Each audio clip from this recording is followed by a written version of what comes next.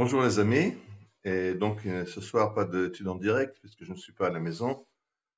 Je suis à l'hôtel en Pologne où je guide un groupe. Et ce qui fait que j'étais très content de trouver dans les enseignements du Rav Avraham Blas sur le Yerushalmi l'enseignement suivant dans la paracha de Kedoshim. Kedoshim, c'est la paracha qui va nous enseigner tous les problèmes de la débauche et de la façon de se conduire des Cananéens que la Torah proscrit et annonce qu'il ne faut pas faire les mêmes erreurs qu'ont fait les Cananéens.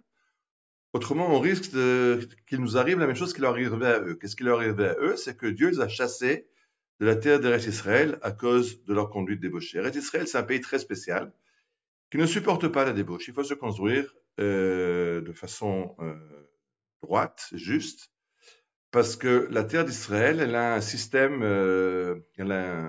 digestif assez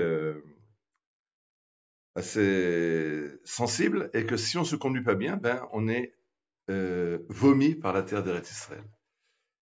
Ça me rappelle une fois une histoire du Rav Tzvi Kook, dont quelqu'un, il y a eu une visite d'un juif qui habitait Eretz Israël, mais qui avait sa Yerida, qui avait quitté le pays d'Israël. Et quand il arrive chez Rav Tzvi Kook, il lui explique, mais oui, j'ai quitté parce qu'il y avait des problèmes comme ci, la politique, l'économie, enfin rien ne fonctionne, ça me plaît pas. Et donc j'ai décidé, lui dit ce juif, j'ai décidé de partir, de quitter l'Eretz Israël. Alors celui-là lui saute dessus, mais t'as rien compris. C'est pas toi qui as décidé de partir d'Eretz Israël. Eretz Israël ne veut pas de toi, elle te vomit. Alors c'est ça, Eretz Israël ne supporte pas certaines catégories de gens qui ont des conduites inappropriées en Eretz Israël. Et le fait, pour pouvoir rester en Eretz Israël, il faut un certain niveau d'élévation spirituelle pour que la terre permette de rester. Alors verset le suivant. Velo Vatitma haaretz, ça s'agit de la conduite débauchée des Cananéens. Vatitma haaretz, ils ont rendu le pays impur. Va efkod avona aleha, et Dieu se fâche de cette conduite.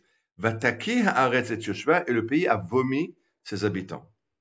C'est donc, les Cananéens ont été chassés par les tribus d'Israël à cause de la mauvaise conduite. D'ailleurs, il y a un très beau texte du Midrash qui dit que c'est pour ça qu'on a dû attendre 40 ans dans le désert. Pourquoi on a dû attendre 40 ans dans le désert? Parce que ils n'avaient pas encore fait tous les mauvaises conduites. Ils n'avaient pas encore rempli la cruche à rabord de la goutte d'eau qui fait déborder le vase. Et donc, ils avaient encore un petit peu de mérite et on ne pouvait donc pas rentrer en Israël. On a dû attendre ces 40 ans où la mauvaise conduite des Cananéens arrive à un niveau tel que la terre les a chassés et nous, on a pu les remplacer. Il y a donc faites gaffe parce que si vous faites les mêmes erreurs que les Cananéens, vous risquez le même sort que ce qui est arrivé aux Cananéens. Alors, sur ce verset qui nous dit que la terre d'Israël est capable de vomir des habitants qui ne se comportent pas bien, le Talmud de Jérusalem dit la chose suivante. Rabbi Yudan Amar Mishmed Didei. Rabbi Yudan cité Bassar Vadam Yeshlo Patron, un homme qui a un patron, qui a un chef, qui a un roi. S'il est dans le besoin et qu'il a besoin de l'aide de son patron, il ne peut pas directement rentrer chez le patron, l'ouvrir la porte et aidez-moi, j'ai un problème. Mais il faut, dit le Midra, dit le Talmud, il faut qu'il s'adresse il s'arrête au seuil de la porte, il toque à la porte, arrive un serviteur ou le fils du patron qui lui demande qu'est-ce que vous voulez, il revient chez le patron, il demande la permission de le faire rentrer et Ish Ploni Omed al il y a quelqu'un qui veut te rencontrer, un tel veut te rencontrer, Shema Machniso, Shema Manicho. Et alors le patron décide, est-ce qu'il veut l'accepter, lui parler, ou est-ce qu'il ne veut pas le faire entrer chez lui. Valakadosh Baruchu Enoken, ce n'est pas comme ça que Dieu se conduit avec Israël. Imbat al Adam Tsara, si un homme est dans le besoin, parce qu'un juif, un homme créé par Dieu, Lo Yetzavar, Lo le Michael, Lo le Gabriel. Et la li Yetzavar, Vani Onelomiad. Il ne doit pas s'adresser ni à Michael, ni à Gabriel, donc ni aux anges qui aident les humains, mais directement, il doit s'adresser à Dieu, et alors Dieu répond. Là, on voit une injonction du Talmud de faire attention quand on prie, de prier, demander directement Dieu, et ne pas utiliser des intermédiaires. On sait que les rabbins ont souvent expliqué que le problème de la avodah zara, de l'idolâtrie, c'est quoi? quoi, les anciens étaient tellement idiots, ils pensaient que la forêt, l'arbre, la statue, c'était Dieu, mais c'est eux qui avaient fait cette statuette, qu'il avait créée, formée. Comment penser que ça, c'est le Dieu qui règle notre destinée? Et les Chachamim expliquent qu'il ne s'agit pas de penser que la statuette était Dieu. Elle est une représentation de Dieu. Elle est un intermédiaire qui permet de parler à Dieu. On ne peut pas s'adresser à Dieu directement. Il est trop loin, trop haut. Comme Élie dit au prophète du Baal, criez plus fort, peut-être que Dieu est en voyage. Alors on a besoin d'intermédiaires. C'est ça la Avodah-Zara. La Avodah-Zara, c'est d'associer à Dieu des intermédiaires. Et la Torah nous dit non, vous parlez directement à Dieu sans intermédiaire. Et donc sur ce verset, qu'il faut faire attention à la conduite pour que Dieu ne dise pas à la terre de nous chasser, et de là, le Talmud apprend qu'il faut prier directement Dieu sans passer par les intermédiaires. Ramban, Nachmanide, nous dit la chose suivante. Et, dans chaque pays, il y a un ange tutélaire qui gère le pays. Dieu ne gère pas directement le monde, il se sert d'intermédiaires, et c'est par des intermédiaires qu'il fait passer le Shefa, qu'il fait passer sa bonté dans le monde. Mais il y a un pays qui est en ligne directe, qui est directement sous la surveillance de Dieu, et c'est le pays d'Israël, comme il est dit, Tamid ene Hashem Elohecha ba mereshit shana acharit shana. Le pays d'Israël, il est directement géré par Dieu du début de l'année à la fin de l'année. On n'a pas d'intermédiaire entre Dieu et l'homme. Et là-dessus, le Talmud de Babylone dit la chose suivante. Si quelqu'un rend visite à un malade et il quitte le malade, en le quittant, il doit lui dire Hamakom yadkincha le shalom, que Dieu se rappelle de toi pour te donner la guérison. Et la Gemara demande, mais Rabbi Yochanan dit, et si on demande, si on prie Dieu en araméen, ça ne marche pas.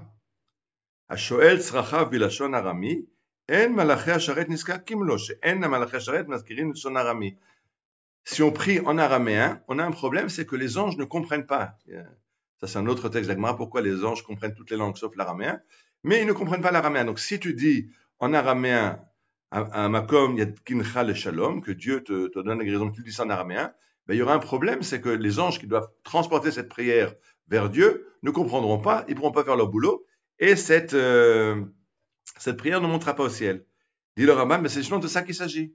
C'est qu'en Eretz Israël, on n'a pas d'intermédiaire, on parle directement à Dieu, donc on peut s'adresser dans n'importe quelle parole, dans n'importe quelle langue, puisque Dieu comprend toutes les langues, même l'araméen, et qu'en Eretz Israël, on est en lien direct avec Akadosh Baruch Hu. Cet enseignement m'a énormément touché parce que je suis cette semaine en Pologne.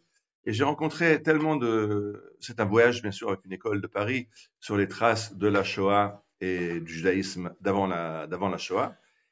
Et j'ai rencontré tellement de chassidim et de juifs non chassidim qui viennent prier sur les tombes des tzadikim qui sont enterrés en Pologne, que ça m'interpelle. Parce que ce besoin d'aller sur la tombe d'un tzadik, d'aller chercher un intermédiaire pour pouvoir prier Dieu. Alors, venir d'Eretz Israël pour aller à Lijensk, au fin fond de la Pologne, sur la tombe de Rabbi Elimelech, pour demander que par le mérite de Rabbi Elimelech, la prière monte. Ça, c'est une compréhension de la galoute. Quand on est dans la galoute, ben, on n'est pas en ligne directe avec Dieu. Il faut qu'on utilise des intermédiaires. Comme disait le Midrash, quand quelqu'un a un patron, il ne peut pas rentrer directement, il faut utiliser l'intermédiaire, les chambellans, etc., pour demander une audience.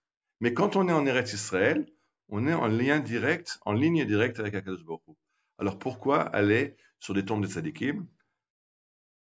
Je comprends encore moins le problème d'aller. Je peux encore comprendre le problème d'un juif qui habite Moscou, qui habite Paris, qui veut aller chez un tzaddik, puisque à Moscou, à Paris, il n'a pas de ligne directe avec Dieu. Alors il cherche un intermédiaire qui va aider cette fille-là à s'élever vers Dieu.